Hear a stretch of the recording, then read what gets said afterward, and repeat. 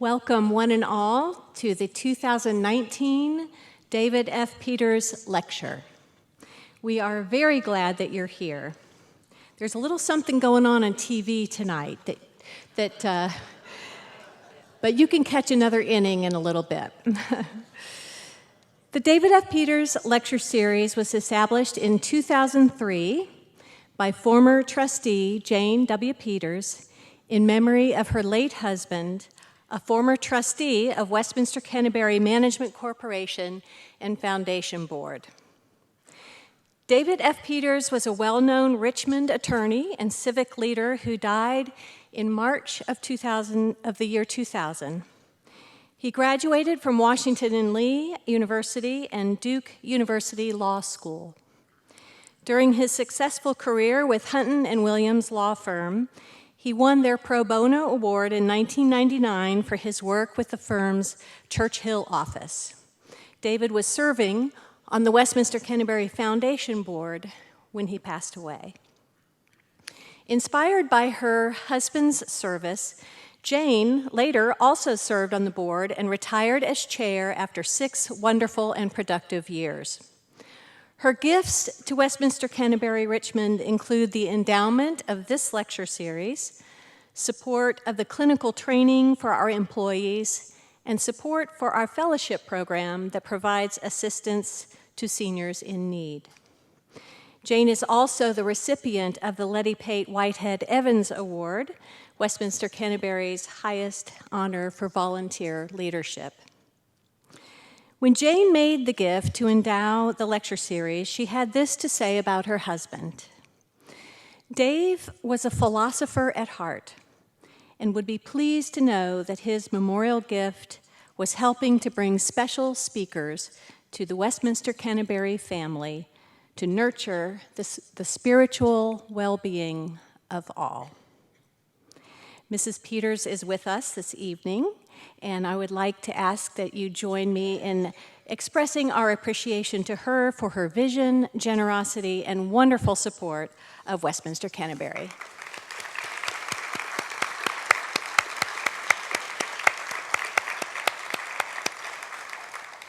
Jane, we are grateful for who you are and what you do. Thank you. And now, on to this evening's lecture. Westminster Canterbury is thrilled to welcome Dr. Michael Boss, internationally known author, educator, chaplain, and community service champion, as our 2019 David F. Peters Lecturer. His lecture this evening is entitled, Meeting Faith to Faith. I will let you know that immediately following the lecture, Dr. Boss has offered to take questions from the audience, and we will come to you with a microphone. And following the question and answer period, you are invited to a reception in the Cochrane Commons. Dr. Michael Boss is the senior minister of Marble Collegiate Church in New York City. He serves as chaplain of the Collegiate School, where he also teaches Islam. He has written 2 books with co-author Dr. William Sachs, who is also here, a friend to this community and interim rector at Emmanuel Episcopal Church in Delaplane, Virginia. The books that they have written together are entitled A Church Beyond Belief, The Search for Belonging and the Religious Future, and Fragmented Lives, Finding Faith in an Age of Uncertainty. Dr. Boss established an interfaith center in the Arabian Peninsula and developed programs with institutions such as Princeton Theological Seminary, the Center for Interfaith Reconciliation, and the U.S. State Department. Working with the U.S. Embassy and the government of Oman, Dr. Boss helped establish a first-of-its-kind program on religious diplomacy in the Middle East for the top chaplains in the U.S. Armed Forces. For his work in bringing together Christians, Muslims, and Hindus in Oman to aid lower-income workers, he received the U.S. Ambassador's Award for Community Service. He also received the Interfaith Champion Award from the Muslim Jewish Solidarity Committee in New York City.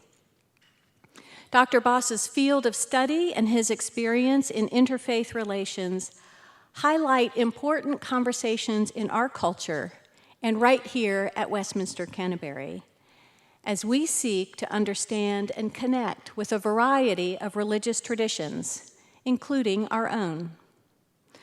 One of the hallmarks of Westminster Canterbury is our spirit of community, where we enjoy life with one another even as we interact with the world, face to face, so to speak. And tonight we are grateful to Dr. Boss, who will help us expand our sense of community so that we can also meet one another, faith to faith. Will you welcome with me Dr. Michael Boss?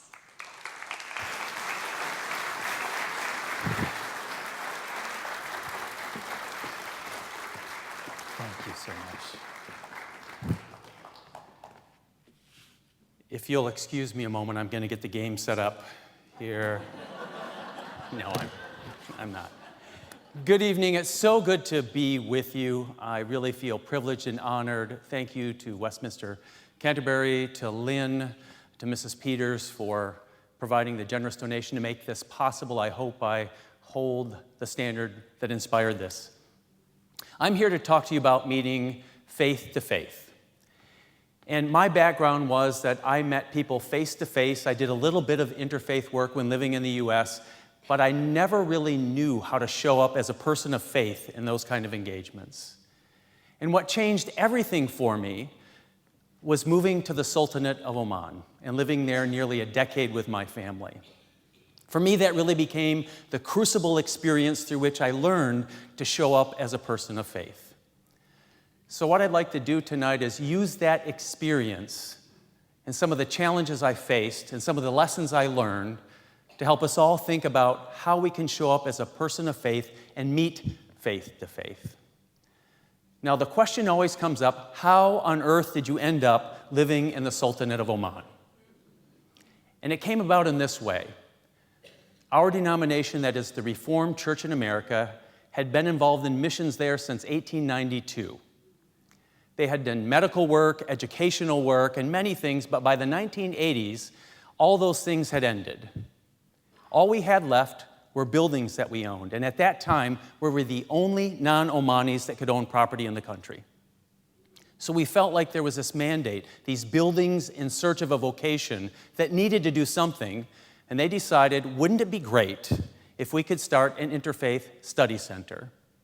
And they had been trying for a number of years, unsuccessfully, and they called me and wondered, would I be interested in going? And the mandate was this: we want you to go there and either come back and tell us it can't be done or get something going. That was my task. Now, it was difficult to make this decision because previously, and I mean this literally, I dragged my wife to the Netherlands to live for 2 years so I could study there. She did not want to go. We had a 6-month-old child. Nobody wanted us to go except me. And I promised her, when we come back, I will never, ever ask you to live overseas again. Now, I really wanted to move to Oman just for the pure adventure of it. I'm an adrenaline junkie. I thought this could be great. And I didn't know how to approach it with her because I know when they called me and said, "Are you interested in moving to Oman?" I had to ask, "Where's Oman?" And when they told me, I thought, okay, this is going to be a tough sell for Tina.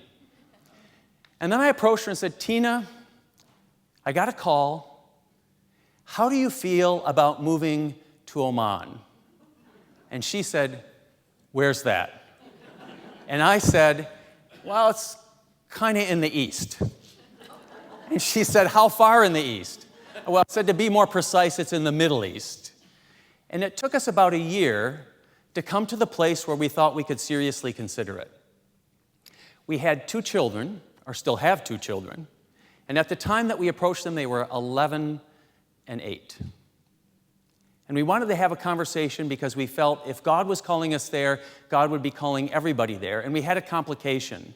My daughter at the time, and here's a proud father bragging just a bit, was one of the best platform divers and springboard divers in the country. She showed great promise, and when word got out that we were thinking about moving out of the country, the coach of the gold medalist platform diver asked if she could stay, live with his family, and train. It was hard for us to consider having her give that up. And I can still remember sitting in the car with her, and we're driving along, and it just felt like the right moment. And so I turned to her and said, Mom and Dad are thinking about moving overseas to the Middle East. And I know that if we moved there, you couldn't dive anymore. But what we would do is have a new experience, and we'd start something new there, an interfaith study center. And you could see her look very pensively, and a moment passed, and then she looked at me, and here's what she said. Dad, it would be crazy for us to decide where we live based on a sport. I think the opportunity to move there and have that experience and do that work is far more important than diving could ever be. I mean, it was a remarkable moment. Now, my son, his only question was, can I take my Legos? When we said yes, deal was closed. So we made the move to Oman. And there were so many challenges there, and I want to highlight just a couple. But in doing so, you might wonder, how does the experience of Oman relate to all of you? And here's what my experience has been. That even though it seems very different, very exotic, very foreign, different religion to what we may experience right here, in many ways, it's a more intense, a more immersive experience of what we have here. In some ways, I feel like what I experienced there was just a compressed version of what we're beginning to experience here. And that's why I want to hold it up, because I think there's some lessons there that might help us all. So let me talk about some of the challenge. So the first challenge I had was this. Who am I and what am I in relationship to these people? And I say these people sounds crass, but I didn't know anyone there. I didn't know what I was getting into. And it was difficult, even in preparing to go there. I mean, I'm open-minded. I was excited for the adventure. I didn't know what it would bring, but everybody assured me it was safe. But as we were preparing to go, I can't tell you the number of people who told me negative things about the region, about Islam, about what I might face, about the risks that we would entail. And even with my open disposition, those found a way of weaving them into my thinking. And I know this because I had a stump talk that I gave before going. The churches that may support us, organizations that may support us, and it developed over time. And one of the things that I began to include was this, that I would mention my daughter and what she was giving up to go there, and I said she would no longer be able to dive. She might have to dive for cover, but she can't dive from a springboard.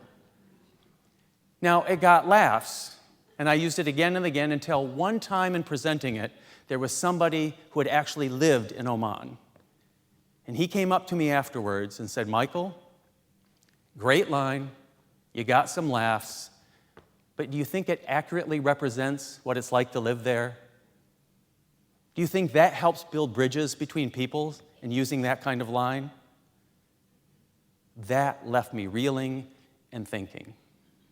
Now also, in being there, I arrived, after having that kind of experience, and discovered that I was there to start an interfaith study center, but we didn't have any permission to do so. And so when I asked, what do I say I do? The answer was community service work. There was an interim there at the time. And when I asked, who do I say that I am? You're a community service worker. So I couldn't even acknowledge I'm Christian clergy, that I'm here to do interfaith work. And it felt so covert, so wrong to be like that. All we had was a letter from 1970 written by His Majesty in English, signed by him, that said we had permission to continue medical work there. And so anything we did that needed approvals, we just threw that letter around. And I threw the letter around. And after being there a few months, I threw the letter around to try to get permission for something, I forget what, and the person looked at it and said, this is not an official letter. And I said, what do you mean it's not official? It's not in Arabic. The only official letters from His Majesty must be in Arabic. So I do not recognize this letter. So I tried to use it as a trump card and said, well, if you have a problem with this letter, take it up with His Majesty. And he said, I will. Well, luckily, and I panicked, I thought, here's my ticket home. It's been a good couple months. I went immediately to the only government official I knew, explained what I had done, and that it was wrong, and he said, I already know. And I said, how do you know this? And he said, the first call about this that came through came to me, and it's okay, I've taken care of it. And it's at that point that I decided this is ridiculous to be in a place to pretend I'm something I'm not. And they knew I was clergy already, the government did. But I went on to explain to him, here's who I am, here's what I'm here to do, and I need your help. This letter obviously doesn't cut it anymore. And I requested, could you help us get a letter in Arabic that gives us permission to do interfaith work? And thankfully, he did. Now, the other thing that was a struggle for me is that people overall love the experience of living in Oman, but when they move there, they begin to notice something they haven't noticed from whatever country they come, and that is the plight of low-income workers. In Oman, there are many people that come from India, Bangladesh, Pakistan, and they work in the garden, and they work in the house, and they do a variety of jobs, and you get to know them, and you learn their plight. And so there were many people that were organizing themselves to help low-income workers. And they would talk about how passports would be withheld, and they would point out really all the troubles in the system there. Now, I wanted to help the people there, but something also felt uneasy within me about this. And I began to wonder, everybody's coming here and pointing fingers at the ills of the society here. Are they doing that back home? Or are they coming to another place and feel freer to point out what's wrong here than they are within their own context? And so that left me struggling. How do we move forward in addressing this issue when we're trying to do it secretly and not openly in a way that can help people, and also recognizing the own issues that we have? So from this first challenge, there's a couple of lessons that I learned along the way. And the first is this. I learned that we fabricate our enemies. And this is actually some research done by Tony Gittins, an anthropologist. And he says this. He said, think about the stories you tell. Who's the hero and who's the villain? Think about the jokes that you tell. Who's the butt of the joke? Without even thinking about it, we are fabricating enemies in the way we do that. I was doing it with my little dive joke about my daughter. And it really struck home when I went to a movie in Oman, and it was a Tom Clancy movie with Agent Jack Ryan.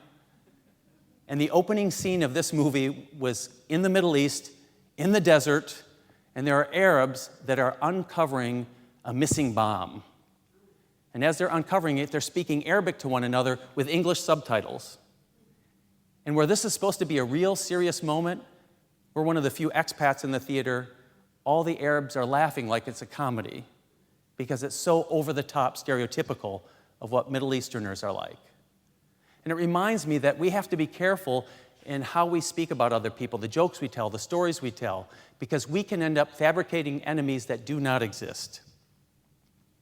The second thing was this idea of airing the dirty laundry of others. What I realized that was going on within me, even though it was an earnest attempt to help people, low-income workers, who needed money for hospital, who needed money to get home, who needed money to help kids, all great things, is that I realized that it's so easy to go to another place and point out the ills and not really check what's going on in our own religion and our own homelands. It reminds me in the Gospel of Matthew when it talks about, Jesus says, why are you pointing out the speck in someone else's eye and you have a log in your own? And so it's reminded me that it's very important for us when we want to point out something in another religion or in another context to also check ourselves with our own religion and our own context, just in the spirit of fairness. And if we can do that, then we can meet together to find a way forward. And then lastly, and this is going to sound so commonsensical, but it's just to be upfront and honest about who we are and what we're after. It's to have integrity. I mentioned asking for permission to get the letter to do interfaith work, which we got, and it took a long time. But when it came to helping low-income workers, one of the things I ended up doing was, you know what, there is a need here, but we can't do it covertly. So I went to a government official and asked if we could create some type of charity that would help these workers. And his response was this. He said, so, you want to help fellow Christians? I said, well, they could be Christian, but maybe they're not. He said, so you want to help fellow Americans? I said, well, they could be American, but maybe they're not. And then he said, I'm not sure what your reason is for wanting to help people if they're not Americans or not Christians. What's their connection to you? I said, well, here's one thing you need to know about Christians. We are taught in our faith to love and help people wherever we find ourselves in the world. And we're here and we see people in need and we want to find a way to help them. Now, it took a long time, but eventually the charity was approved, the Ecumenical Council for Charity. And what started as really little assistance here or there grew into this large organization where Omanis themselves support it. We had big fundraising events, and Omanis would come and be corporate sponsors, proudly, to be able to work to help people from other places in the world that are there. There's something about being upfront and honest and having integrity that makes a huge difference. It's how we show up as people of faith. The second challenge. The challenge for me was this: what's my commitment to these people? And I raised this because there were several times that we thought we might have to leave. We actually thought we might want to leave. Now, we moved there in the middle of August in 2001. And we all know what happened on 9/11 of 2001. We're new there. We're just finding our way. And there we sit in our place watching BBC, the only channel we got, watching 9/11 unfold in New York City. And I'll be honest, we were scared. And we thought about going home as quick as we could. We wondered, will there be unrest? Is our safety at stake? And we learned very quickly that it wasn't. In fact, that passed rather quickly there. There really wasn't tension within Oman around this. When it got even more intense was 2003, the Iraq War. There were the allegations of weapons of mass destruction. There were allegations that Iraq was harboring al-Qaeda terrorists. And because that had such a long buildup, there was tension in Oman around this. And there was discussion back home about, is it time for us to go back home? But ultimately, we decided to stay. But the most intense time for me was when we did something that I thought was the pinnacle of what we had ever done there. It was to hold a fashion show fundraiser for the Interfaith Center. The South African Embassy agreed to host a fashion show, and all the proceeds would go to our center. And it was an interfaith event. It was the first public interfaith event in modern history in Oman. So this was exciting, this was big, and it was a grand event. It was at a hotel, it was outside, there were vehicles driving by, models everywhere, and it raised a great amount of money. But then after it was over, I was at an event at an embassy. And I introduced myself as Michael Boss with Al Amana Center. And the guy took a step back and said, the Michael Boss that did the interfaith event? The fashion show? And I said, yes. Not sure why he would say it that way and looking a little distant from me. And then I had it happen again and again and again. And what I learned is that somebody was blogging about me, more than one person. And what they were saying is, no matter what he says, don't believe him. He is a covert missionary here to convert you. And the reason is because in our history, well-meaning people who moved to Oman and Bahrain and Qatar and other places would go there and really have shifts in how they related to people and how they related to Islam and the way they presented themselves. And then they would go back home where people didn't have the benefit of these experiences. They were also the people that supported them. And they would write about the ills of Islam and the deplorable conditions and the need for them to convert. They never dreamed that anyone would ever read these things in Oman. But a young Omani did his PhD, and his dissertation was on our history and everything we wrote about Oman from the time we landed there. And he's the one who started the conversations. Others picked up on it. And I honestly thought that was the end of our ministry there. That was the end of my time there. And I remember going to the South African ambassador and saying, we're going to give all the money back. I don't want you to be taken down with this. And he said, Michael, stand strong. The money stays with you. And I went to the government official that we liaised with, and I explained what had happened to him. And here's what he said. He said, Michael, when you came here, didn't you want the day that you could do these kinds of things in public? Didn't you dream of the day that something like this would happen in this country? I said, of course I did. He said, didn't you dream where you could do what you do in public, right out there in view of everyone? I said, of course I did. He didn't say it this way, but he said it in so many words. Welcome to the big leagues. When you're a public figure, this happens. He said, people write negative things about me. And then he went on to say, is that if anybody crosses a line, anybody does anything that is improper or slanderous, don't worry, you don't need to do a thing. We will take care of it. We will protect you. This is from a Muslim leader. And when I left after that experience, I learned something so important, is that relationships entail a moral obligation.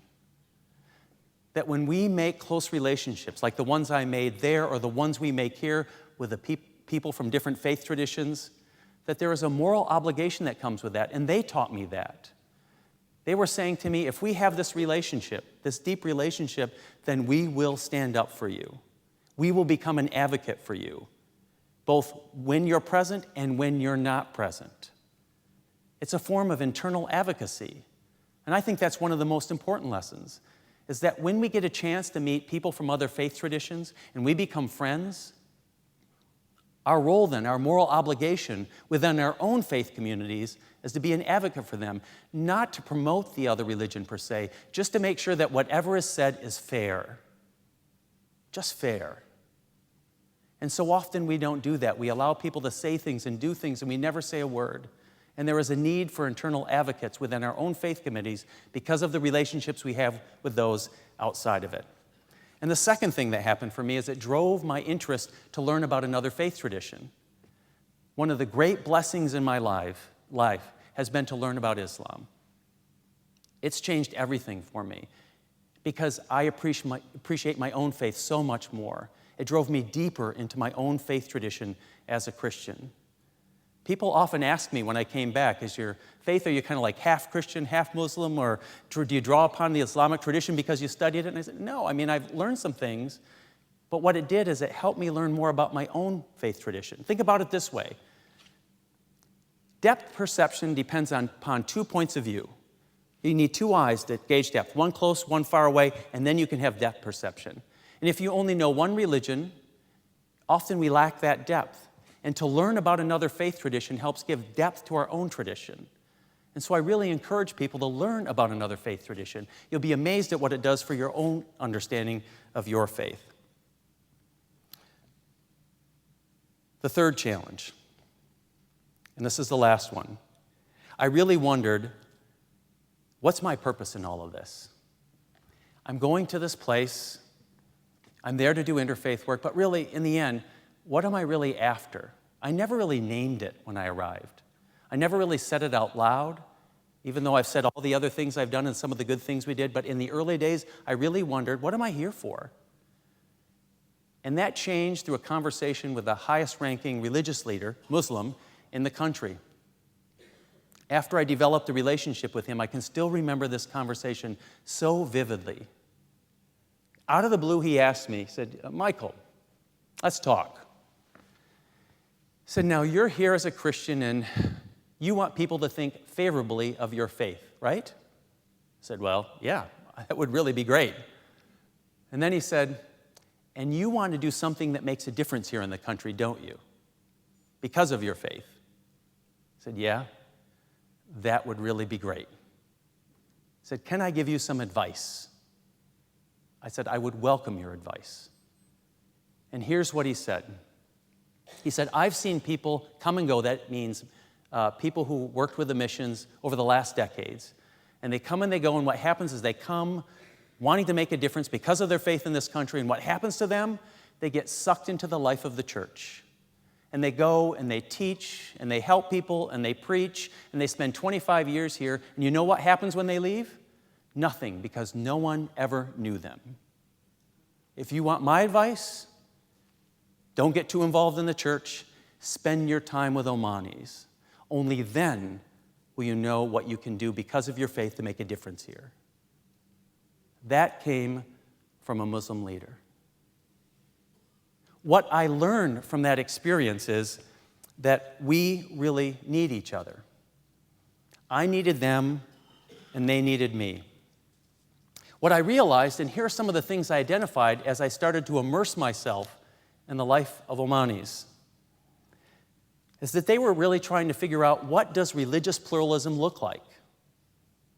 They had done something to make a step that way.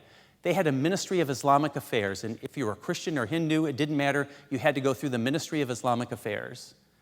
But His Majesty, in the late 1990s, I think they're the first country to do so, changed it from the Ministry of Islamic Affairs to the Ministry of Religious Affairs, to acknowledge that diversity will always be here. But how you handle it or what it looks like, they were still wrestling with. They were also wrestling with the issue of religious freedom. What does it mean to be a free country with respect to the choice of faith? And they were also wondering, we're Muslims, we're moderate Muslims, how can we better represent ourselves to the world? And on the Christian side, I realized that Christians were struggling with, how do we become a public presence here? Now, one thing we didn't really ever recognize until more recently is that most all the Christians there are expats. And there are a lot of expats in Oman. And if you look at the expats who are Christians in the 6 states of the Gulf, which are Kuwait, Bahrain, Qatar, the United Arab Emirates, Saudi Arabia, and Oman, 15% of the Christians in the Middle East are in those little 6 states. 15%. But because we were transient, we would come and we go, we'd come and we go, we never took ourselves seriously. What if we did? What if we became more part of civic life? What would change then? How could we be more a part of this society and help shape it in positive ways? Those things were there. We discovered we needed each other on this front. Now, I won't go through a list, but I just want to say a couple of the things that happened once I started really listening and learning to Omanis and discovering how we could help one another. They have a grand mosque, which is beautiful, and I encourage you to visit it if you ever go there. And I encourage you to visit strongly. They asked me once, they had a lecture series there, who should we bring? And I recommended a Christian theologian. I said, you've never had one speak in the mosque, a Christian, on theology. And so they had the first Christian theologian speak in the grand mosque to a packed crowd. They struggled with religious freedom. The United States issues an international religious freedom report, and honestly, it was very unfair towards Oman. And I had the opportunity to help represent Oman and straighten some things out about what religious freedom really is there and isn't there. We started the seeds of the Gulf Fellowship of Churches. So the churches in those 6 states have come together and organized and are a much more visible presence in the Gulf. One of the great honors of my life is that Prince Willem, and Princess Maxima from the Netherlands had come to a visit to Oman because they were doing this grand exhibition on Oman in Amsterdam. And part of it was going to be a book attached to it.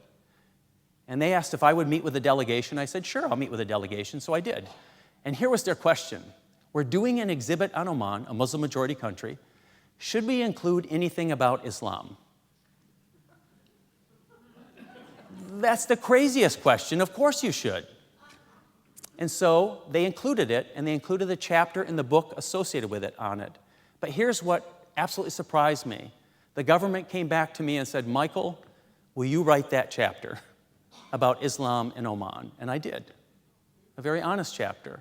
But they asked if I would represent them and their religion in that book. There are many things I could mention, but when we learned we needed each other and we could help each other, some amazing things happened. So where does that leave us today? Because I want to make sure we leave time for questions, plenty of questions. We still have challenges facing us. I was reading that by the year 2050, the number of Muslims in the world, the fastest growing religion in the world, will be about equal to the number of Christians in the world. That means 2/3 of the world's population will be Christian and Muslim. And if we cannot find a way to meet faith to faith, it doesn't hold much hope for the world ahead. We're experiencing the boundaries of religion being broken through marriages. People who are married after 2010, 4 in 10 report having religiously mixed marriages. Globalization is occurring, where with human migration and access to information, we're encountering much more foreign influence in our lives. That is, other cultures, other religions, other societies, other ideas. But here's the thing. They've done some studies. Pew did one of 44 countries, and 42 of the 44 countries reported feeling threatened by foreign influence, that they were losing their traditional ways of life. And what do when we feel threatened? We tighten things up, and we become less open towards those around us, the exact opposite of what we need. Now, here's what I understand about all this. There's great change going on around us, religiously, culturally, societally. And I don't think people fear change. What we fear is loss, losing what's important to us. And what I've learned, and I hope comes through in some way in this, is that when we meet faith to faith, openly, honestly, with integrity, and try to find ways to cooperate together for the common good, we don't give up anything. If anything, we gain something, and we get to grow deeper in who we are as people of faith. And what I think we need, honestly, to move from the state of hostility and polarization that we have is for us, as people of faith, to recover this tradition of hospitality. Hospitality runs deep in Arab society, and there's a reason. I mean, I encountered it when I first moved there, as I was studying Arabic in Al Ain in the Emirates, and I would drive back on weekends into Oman. And one time I'm driving through, and somebody stops me, and I thought I was in trouble going through the border. And they said, "Hey, can you give this guy a ride?" It was actually a customs officer. He didn't speak a word of English. And I thought, perfect. I can practice my Arabic. My Arabic was really crude at that point, but we could communicate. And he did what any person would do, any Omani in that situation. When I dropped him off, I had to go into his house for coffee, which means you have to stay for dinner, which means all the family member and friends come over. But when I went into the house, I entered, and I do what I do if I enter any house. That kind of small talk. What a beautiful home. This is great. What's that picture over there? That's an amazing photograph. And he immediately went over and said, "Do you like this picture?" And I'm not picking up on this yet. I said, "It's a beautiful picture. Absolutely beautiful." And he takes it off the wall. "You really like this picture?" And I said, "Yes, I do." And he handed it to me and said, "Then it's yours." There's something in their society with hospitality. If they have something that brings joy to you, then it's their obligation to give it to you. Sometimes you forget to not be so effusive in praise. I admired a watch one time, and I have a beautiful watch now. I really tried to decline. I said, "I don't want it." And he was so furious. He said, "Michael, take it, and if you don't want it, give it to someone else, but it's not staying in my house." I've admired Bentleys. That did not work. There is a limit to hospitality there. But each of our traditions in the Abrahamic faiths highlight hospitality. And the reason is that, and we can forget this, it was a matter of life or death. In an arid society, when you travel great distances across the desert, and you come to that watering place, and the next one is a great distance beyond it, if the people will not accept the stranger, and you make them move on, they are risking their lives. You are risking their lives if you do not show hospitality. And we can forget the great consequence for not showing hospitality back then. That's why hospitality was so central to who they were. It meant that you help give life, promote life, preserve life with other people.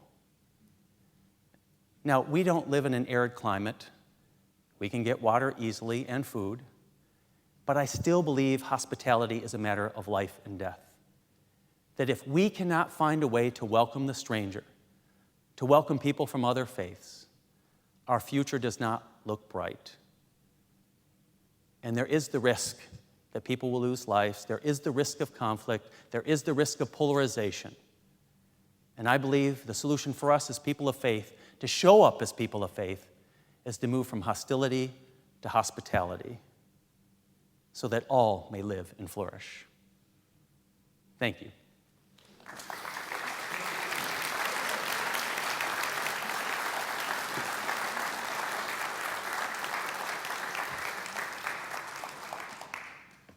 So, are there any questions about Roger? It's good to see you, Roger. And by the way, Roger's been to Oman, Anne's been to Oman. Right here, third row, in the center. This is so everybody can hear. There appears to be a great conflict between the Sunnis and the Shiites. Could you explain the faith to faith with those two sects of Islam, or what's going on with that conflict? Yeah, nothing like an easy question for the opener, Roger. Thank you very much. I thought you were a friend. His question was around faith to faith, and particularly within Islam, the Sunni-Shia conflict that can exist at times. And it's there. Now, so you know, there are really three main branches of Islam. There's the Sunnis, the majority, that are 85 to 90% of Muslims in the world. There are the Shia, which are 10 to 15%, and then a very small percent, which are Ibadi. And Ibadi is the oldest school, by the way, but that exists as a majority in Oman. I don't even know where to begin, honestly, with the question, other than there is tension, and it often is not religious. So officially, Sunni and Shia acknowledge one another as legitimate Muslims.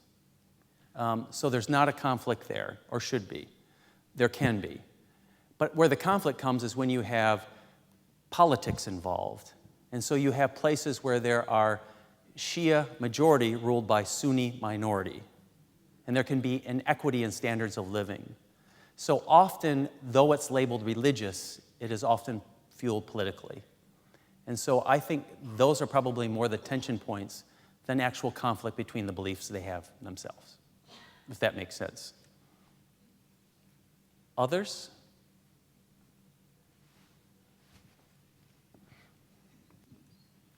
How does technology entwine with in living in Oman? Are they with their cell phones out and everything, or do we are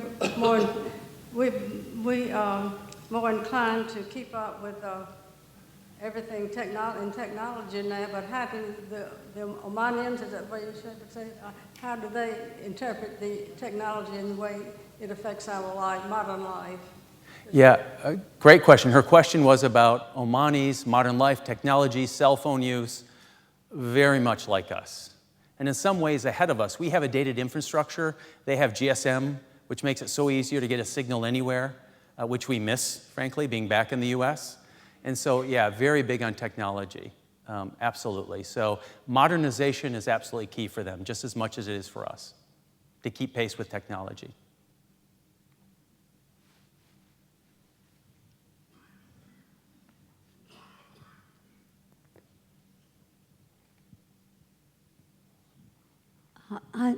I've wondered about the hospitality part here, but one of my questions about that, I always was taught that one way you could get to know someone who's very different from yourself would be to work with them, to be put on a committee or assigned to help raise money or whatever that task, that was the most forward way to really get to know them and and maybe have supper with them after you work. Is that the kind of hospitality that you're talking about? Actually, you raise such an excellent point, because there was a time when hospitality simply meant opening up your home, opening up your place of worship, where other people from religious traditions can come in and you could get to know one another. Here's the catch, though. For younger generations, millennials and younger, the idea of just getting together to sit around is not necessarily that appealing. People want to come together and do something together. And so what we're finding is that in New York City, we've launched some interfaith initiatives that the ones that really grab people, particularly young generations, is the hospitality that says, a few of us have talked about doing this to make a difference on this issue. Do you want to join with us? And actually being able to do something together, something tangible that makes a difference, particularly for younger generations, is incredibly powerful. The other thing I will mention is this, is you can provide hospitality around your sacred text.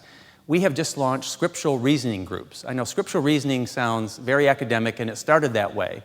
But what scriptural reasoning is it's Christians, Muslims, and Jews sitting together, looking at one another's text around a common theme.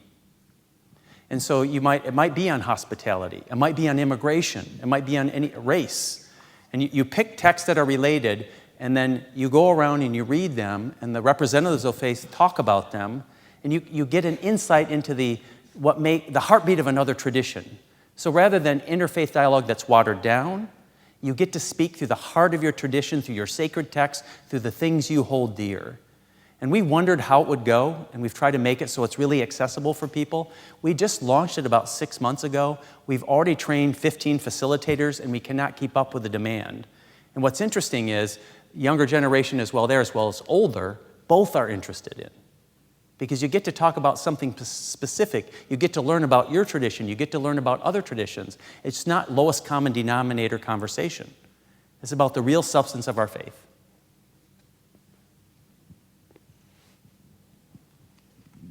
And then next, yeah. I think that many of us were brought up that you don't talk about religion and beliefs with people that you don't know very well. It's only in your Sunday school class or in your immediate family. I had an experience this spring when I was traveling with a group, most of us women, about 6 of us got talking several times. One was black, American, a lawyer, a convert to Islam. And we had some fascinating conversations, and Gail and I have emailed back and forth, and she said, it was so refreshing for me because usually people don't feel comfortable bringing up things like this with me, and I don't feel comfortable bringing up with others. How do we do that kind of informal sharing in a way that is not awkward, frightening, doesn't look like it's not being very polite? I think, I grew up with the same rules. You don't talk about religion and politics if you want to stay a cohesive family. And here's what I've learned, is that everyone loves to talk about what's important to them. And if faith is important to a person and you have a natural curiosity just to learn and ask questions, people love to talk about that. But you can't assume that necessarily religion is important to everyone. In living in the Middle East, I met so many people who were knowledgeable of the Quran and the Hadith, the traditions of the Prophet. I assumed falsely that everyone was. And I can remember having a conversation with an Omani friend, wanting to be curious, let him talk about what's important to him, his faith, and I asked question after question, and finally said, Michael, I'm not that religious. I don't know the answers. So just being honest about who we are and where we are, and letting people talk about what's important to them. I was wondering about your children and where was their schooling and how was all of that? Oh. And I would hope today they look back on this as a good experience. Yes, my children will say that it was one of the best experiences of their lives. And to show that, I was saying this at dinner earlier, when they graduated from high school, both went back to go to college, and their stated goal was, get our degrees and get back to Oman as quickly as we can. That was their dream. They wanted to live there forever. Now they're both married and live here because you settle back in. And the other thing we're doing is we told our children that someday, if and when you get married, part of your wedding gift is we want to take you and your spouse to Oman so that they can see the place you grew up, go to your school you graduated from, which is the American International School, fantastic school. Go to the favorite restaurant, your favorite shawarma stand, your favorite beach, and we're doing the first of those trips in January with my daughter and her husband. And then we'll do one with my son and his wife. So yeah, it really was a great experience for all of us. Yeah, I had a comment, and then I've got a more specific question. Sure. I've led theological seminary trips that are cultural immersion. And one of our assignments was, when we went to Spain, was to meet with a Muslim imam and hear about Islam in Spain. And so we kind of listened to the experience of, at times, oppression or misunderstanding. And we weren't trying to convert him. We were just listening. But I think it was meaningful to him that we wanted to come to him for dialogue, and we wanted to hear what his faith meant to him in his context. So I thought that was a breakthrough. So you could comment on that. The other question is there a place today for faith sharing in Islamic context with the goal of leading a person to faith in Christ? You know, the more traditional missionary approach of sharing with the hope the person would become a follower of Jesus Christ. And if so, how would that be done? To the first point, I think it's great to have the exchange. We had a group of students from Princeton Theological Seminary. It was great, and we had several women students. And there is an Institute of Sharia Studies, and they have a large population of women studying there. They won't become imams, but they love to study and learn more about their faith. And they offered an opportunity, purely elective, to meet with these women who are in seminary on the Christian side, just like they are on the Islamic side. Over 300 of them stayed. And they had an incredible dialogue. They just love being able to talk with one another. So I think people crave that kind of thing. To your second point, that's a difficult subject. In one sense, theoretically, like in Oman, people are free to choose their own religion. And you're free to speak of the benefits of your own religion. As to when it crosses the line to be proselytizing is subjective, and so I don't know what that line is. But having said that, I know that after 2001, 9/11, after the Iraq War, a lot of things were being said negatively about Islam. And one of the religious figures called me and said, "Michael, who is that person in the United States that's saying bad things about Islam?"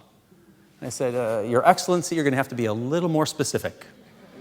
He said, he's speaking poorly of the Prophet. I said, "Still not helping me." He said, "He's the son of the famous one." Well, I said, "Oh, Franklin Graham. That's the one." And here's what he said. He said, "I would like him to come to Oman. I'd love to talk with him." I said, "That's a very interesting offer. What's your reason for having him come?" He said, "I think if he could come and meet us and talk with us, maybe he would choose his words a little more carefully." Stated goal, but it gets better. I said, "Your Excellency, he is an evangelist. I'm sure he would love to talk with you, but he goes to places to share the gospel, to share the good news, with hopes that people will convert to Christianity. Would you provide such a platform?" "Certainly." He said, "We believe what we believe because we believe it to be true. And if one person can come in here and do that and people switch, then I guess it's not all we thought it was." So there was this sense of openness to that. Now, Franklin declined the invitation. I'm not sure it even got to him. We tried. But it shows you that spirit can be there. Right here.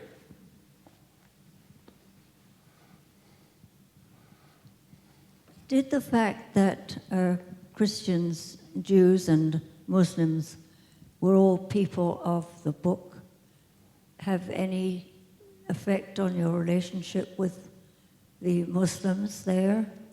Or did that not come into the relationship? It does and it doesn't. So yes, you're very astute. There are people of the book, that is Christians, Muslims, Jews, sometimes Zoroastrians, that are considered, because they have sacred text, which Muslims believe has been corrupted over time, but still they had original revelation. We have a special kinship connection to them. That definitely is a part of it, but you need to know in Oman, a prominent citizens there are Hindus. They're from India originally. They become a part of society, and they're now very prominent citizens. And there's a Hindu temple there. And so they have a close relationship even though they're not people of the book. So Oman really has expanded. It doesn't use that category. I don't hear people saying there can be a Hindu temple because they have a sacred text. It's just, what do we do to honor the religious traditions of the people who come here? Is there a question over here?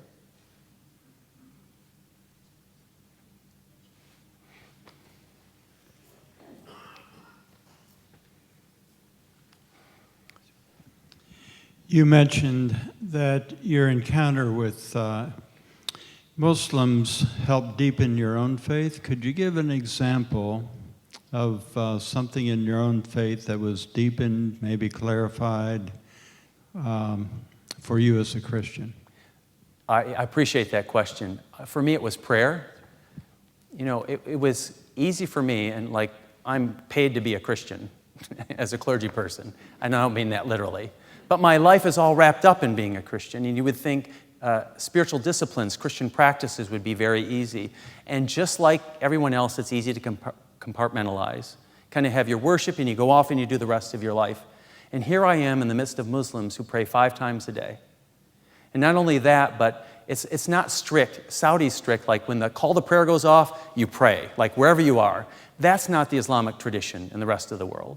In the Islamic tradition, the call to prayer is to remind you when you have the opportunity, it's time to pray before the next call to prayer comes. So you try to fit it in. And not only that, is that if you can, it's even better to be able to pray with others. So people will talk, and it's time to pray, and they wait, and like, when is your break? And then they meet together, and they do their prayers.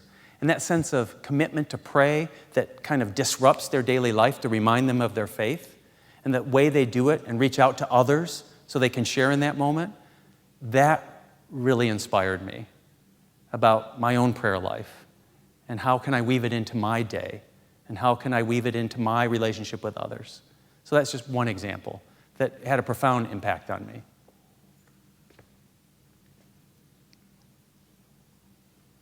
Is it World Series time? Great questions. Really, really appreciate the questions, your thinking and reflecting, and really appreciate everything you brought to us here tonight. And we welcome you all to come into the Cochrane Commons for just a little refreshment and more conversation with Dr. Boss. So thank you all so much for coming, and let us thank again Dr. Thank you. Boss. Thank you.